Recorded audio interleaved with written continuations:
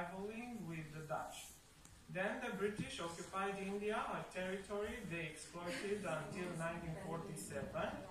But besides the many negative aspects of the English presence in India, there were also some positive aspects, such as the improvement of the infrastructure and communications, the development and modernization of the Indian society. Thus, the East-West contact intensified, and Westerners' interest in the Orient was steadily increasing. For them, the Orient always constituted the image of alterity. In addition, the Orient has helped to define Europe, or the West, as its contrasting image, idea, personality, experience. Yet, none of this Orient is merely imaginative. The Orient is an integral part of European material civilization and culture, said Edward Said. The literature of travel and exploration presents many forms and functions, representing a varied and rich domain. From Herodotus to journeys to outer space, this type of literature has been continuously developing, generating numerous masterpieces. Travel has become a metaphor of life that resonates across time and across cultures. Alexandra Davinel, a scholar, explorer, orientalist, and musician of Franco-Belgian origin, was born on 24th October 1868 at Saint-Mandé-Val-de-Marne, and her whole name was Louis Eugenie Alexandrine Marie David. Since childhood, she has shown a propensity for solitude and exploration, proving a temperament that would be closer to an Oriental modus vivendi than to a Western one. So, this could explain her passion and interest in the study of Oriental languages, philosophies, and cultures, especially Asian, Indian, and Sino-Tibetan.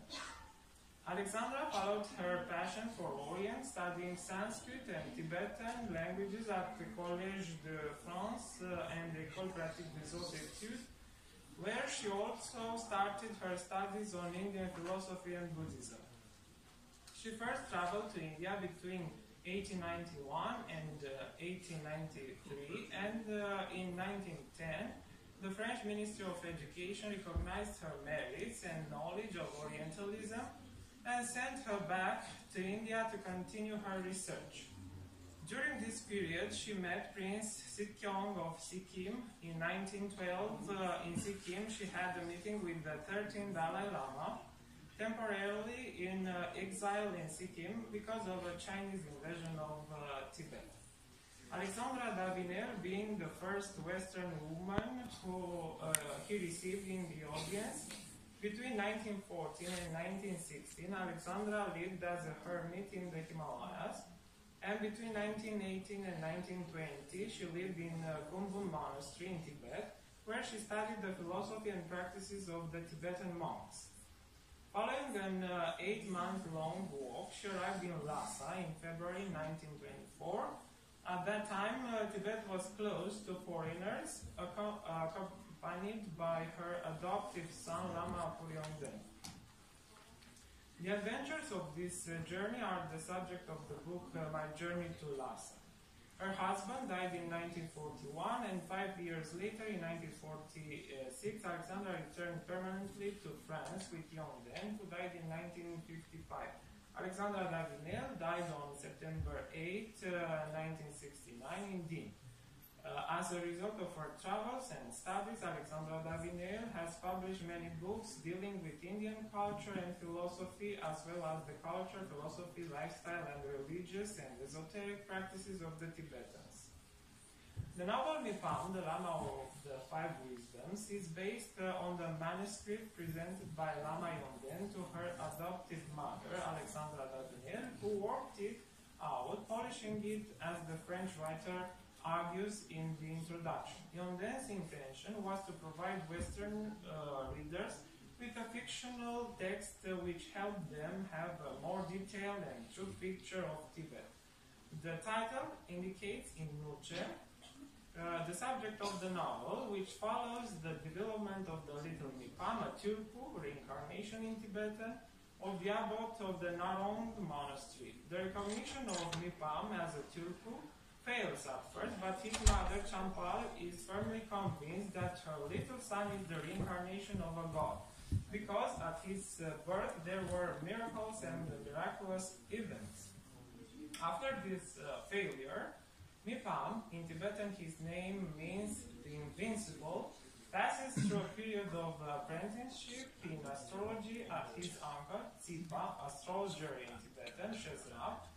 Here he meets Dharma, the daughter of a merchant, Tenzin, whom he falls in love with, and they both swear to marry later. From here on, he is taken to the service of a local Gyalpo prince, but after a conflict with the prince's son, he runs to Shigatse, where he is helped to leave for China, becoming a wealthy and influential trader soon. Because of the Tibetan custom that accepts polyandry, Dharma's father decides to marry her with both Mipam and his elder brother, Dogyal. After many tribulations, Mipam not accepting marriage in this form, he reaches Narong monastery, where he discovers that he was actually the tulku of the abbot of this monastery, and Dharma was his wife, whom he met in each reincarnation as a result of a vow from the past. After this discovery, Dharma frees him, then dies, and Mipam finishes his deepening of the 5 wisdoms transmitted by Atisha, his master, the ancient Indian philosopher from Nalanda University. The novel is a Bildungsroman, a novel of development. The narrative perspective is Pardelier, and the enunciation is heterodiegetic. The authors use retrospective and introspection in the composition of the novel. The technique of Misanabim appears in illustrating the reincarnation of Mipam Rinchen. Trade and traders, cultural and imagological aspects. Living in an isolated country in the past, Tibetans had to do some trading with the surrounding countries such as India and China, in order to supply themselves with goods like tea, textiles, or spices. For instance, tea, the Tibetan butter tea made of Chinese black tea, yak butter, and Himalayan salt, pink salt, is still a staple drink in Tibet, but it is not produced within the country, so it must be imported.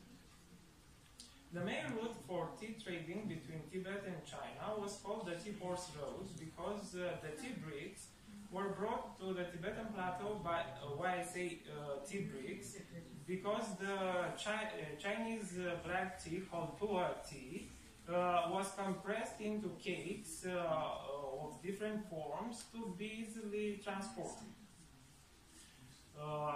Tea bricks were brought to the Tibetan plateau by horses on a very dangerous road. Although, as archaeological evidence testifies, there have been trails and trading routes in the region for thousands of years. It was not until the Tang dynasty that more formal and large-scale trade began to occur. As the name suggests, tea was one of the major commodities being traded. Other commodities were also traded, such as horses, mainly for military use, salt, medicinal herbs, and so forth. But tea was certainly the dominant item. Tibetans also imported silk from China and spices from India, and they exported salt and wool. Because of the geographical position and the harsh climate of their country, Tibetans were forced to do a lot of trade with vital goods. This situation was also depicted by Sandra Davinel and her adopted son, Lama in their novel, Mipam, the Lama of the 5 Wisdoms. The main character's life, Mipam, is divided by the monastic propensity and the trading activity. So, after not being recognized as a reincarnation, he had to accept to become a merchant in order to be wealthy and marry Dolma. I'll skip the quotations because it makes it long. In Tibetan society, there were 2 main categories possessing the best properties and goods, the clergy and the traders. In monasteries, the abbots collected important amounts of money by trading some of the offerings from people and by leasing the monastery's property. On the other hand, the traders made a lot of money from their activity inside and outside the country. In Tibetan culture, a trader should test his hair in order to trust his or her trading qualities, as Tenzin did with Dogya.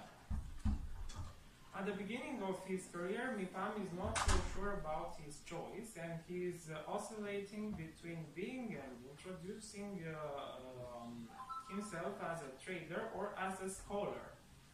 The narrator used irony when presented the beginning of Mipam's trading career. For instance, he was presented as an unwitting but ingenious merchant in a meeting with other traders. But as time passed and Mipam became gradually more experienced concerning trading, he started to focus more and more on his activity and on his relationship with Lama. His thoughts easily slipped to his love for Tenzin's daughter. As Mipam got better experience, his negotiation style also improved. He used this traditional method when he bought yaks in order to save them from being slaughtered. He tried to get a better price to save money in order to buy more yaks and free them, as the Buddhist philosophy recommended ahimsa or non-violence. Tinley, Mipam's friend and companion, was a very experienced trader as well, even more experienced than Mipam. That's why Tenzin valued so much Tinley's help. As one can notice, the trade Mipam involved in was the traditional Tibetan style. The merchants traveled long distances with their yak caravans to the destination and back, and they did some trade on the way as well. Later, Mipam settled in China for a period of time where he opened a store and became wealthier and wealthier. Mipam is the image of an authentic Tibetan trader whose life is divided between commerce and spirituality. Due to the fact he was a reincarnation of a high Lama, in Tibetan society, trade means journey, and both of them are metaphors of learning and life. Traveling with trading caravans is a good opportunity for intercultural dialogue and mutual cultural enrichment. Being placed in a juncture of trading routes, Tibet always gained from this strategical position. Tibetans made use from ancient times of imported merchandise, as Sam Van Schaik noticed. Tibetan aristocrats wore Chinese silks and sipped Chinese tea. A Persian lion still stands over one of the Tembo's tombs. Through trade, Tibetans got involved in the globalization process since ancient times, and due to the many intercultural contacts, the Tibetan plateau became a cultural melting pot. Pushing into the deserts of Central Asia, the Tibetans had crossed and recrossed the ancient Silk Route arteries of world trade that carried silk, jade, spices, and slaves between East and West. Of course, these trade routes were conduits for culture and ideas too. Ideas from Rome, Byzantium, Persia, India, and China were passed along these ancient arteries throughout the first millennium, making the world much more interconnected than is often thought. As the 7th century drew to a close, Tibet was poised to take its place among the world's great cultures. The novel Mipam, the Lama of the Five Wisdoms, entirely reflects the structure of the Tibetan society, a community profoundly marked by spirituality and its own trading ways and means. Besides religion, commerce represented the main occupation of Tibetans, reflecting their old activity as traders. As conclusions, Alexandra Davinel's work influenced many Western writers, such as the members of Beat Generation. Beat Generation is an entire generation of American writers. Mipam, the Lama of the Five Wisdoms, written with her adopted son Lama Yongden, is the first Tibetan novel. Two of the main characteristics of the analyzed novel are the intertextual character and the importance of the cultural information for imagological research. Combining facts and fiction, the authors created a novel that bore a lot of knowledge about Tibetan society and culture. in which trade and traders played an important role. Thank you for your attention.